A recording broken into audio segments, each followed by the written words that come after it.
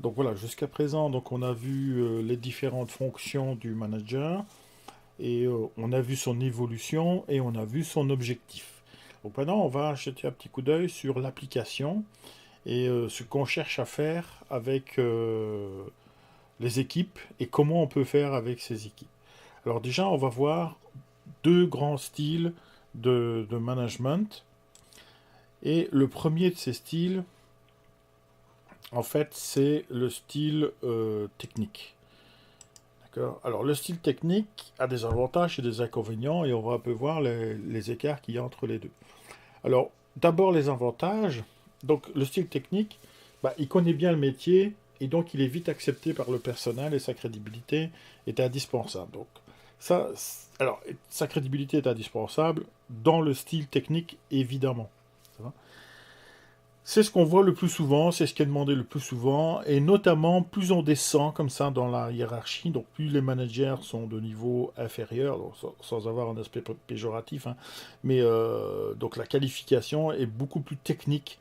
Et plus on monte, plus on va dans le sens inverse, et moins la partie technique est demandée, mais plus une partie, disons, gestionnaire. Je vous renvoie à la sociologie des organisations, et notamment à Fayol, qui a extrêmement bien illustré ce genre de choses.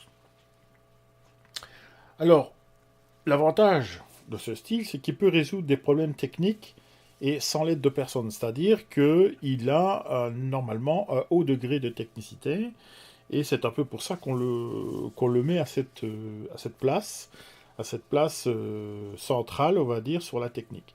Alors évidemment que le N+1 ou le N+2, ça les rassure d'avoir des gens très techniques, puisque en fait, c'est eux qui vont être un peu le leader, hein, comme on le dit, souvent dans les entreprises, et qui va prendre en main, en fait, la fameuse création de valeur. Donc là, on aura une fausse image, à savoir qu'on a l'impression que c'est le leader qui va, en fait, résoudre les problèmes. Alors, alors pourquoi c'est une fausse image? Tout simplement parce que le nombre de problèmes est tellement important qu'une seule personne ne peut envisager de résoudre tous les problèmes. Donc c'est pour cela qu'aujourd'hui, on va plutôt travailler avec des équipes. D'accord. Alors on peut considérer ça comme un avantage si on a un système, disons, plus ou moins autoritaire, où tout le pouvoir est concentré donc, chez le manager. Donc ça, évidemment, ça représente un avantage non négligeable.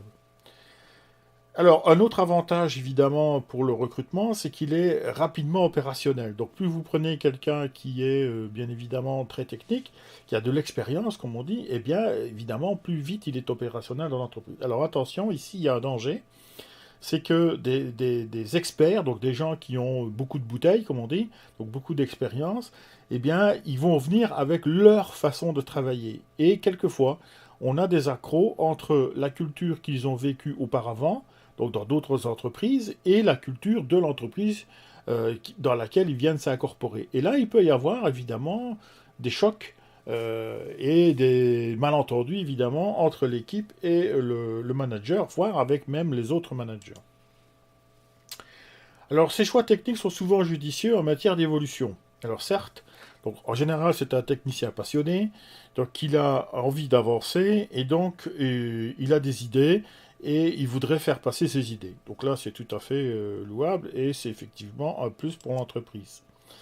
En ce qui concerne maintenant les inconvénients, eh bien l'inconvénient c'est qu'il va rester centré sur la partie technique et il aura tendance à négliger toute la partie communication et animation. C'est-à-dire qu'il n'a pas besoin des autres véritablement pour fonctionner. Il a besoin de son équipe pour appliquer simplement ce qu'il a à faire. D'accord. Ou ce qu'il voudrait faire. Donc l'équipe n'est pas considérée comme un levier. En fait, elle est plutôt considérée comme une espèce de transmetteur, un moyen d'application.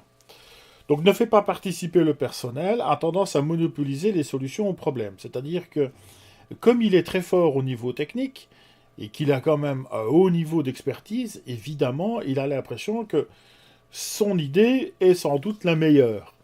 Et c'est peut-être vrai, d'accord. C'est peut-être sans doute qu'il a des informations que les autres n'ont pas forcément. Mais à l'inverse, on pourrait dire que l'équipe a également des informations que lui ne possède pas, puisqu'il ne travaille pas au quotidien sur la chaîne de production. Donc c'est pour ça que ça représente un inconvénient, ou tout au moins avec les nouveaux outils qu'on veut appliquer aujourd'hui, comme le Kaizen par exemple. Alors, il a du mal à évoluer, il se sent bien dans la technique. D'accord? Et donc il va écarter un petit peu. Il aura même tendance à rester. Donc les postes à haut potentiel, c'est-à-dire des postes de pouvoir assez importants, ben, ça va pas trop l'intéresser parce que il va se retrouver dans un monde qu'il ne connaît pas. Et donc, il aura tendance à obtenir, disons, un poste important, un directeur technique par exemple, mais devenir directeur général ou même PDG d'entreprise, c'est pas quelque chose qui sera vraiment intéressant pour lui. D'accord? Donc là, attention, je parle véritablement du technicien, vraiment la personne passionnée par la technique.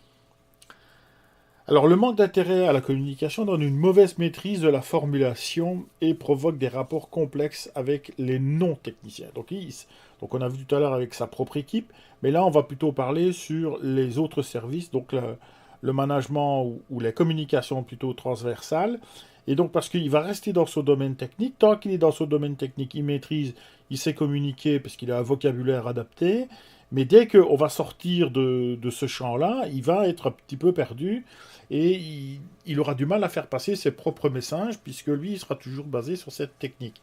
Donc ça, c'est ce qu'on voit par exemple lorsque il a affaire à des services comme le responsable des ressources humaines, où il doit effectuer un recrutement par exemple. Bon, ben, il y a parfois des malentendus, ou bien avec l'informatique par exemple, qui est aussi... alors là, c'est deux techniciens avec deux vocabulaires différents, c'est encore pire.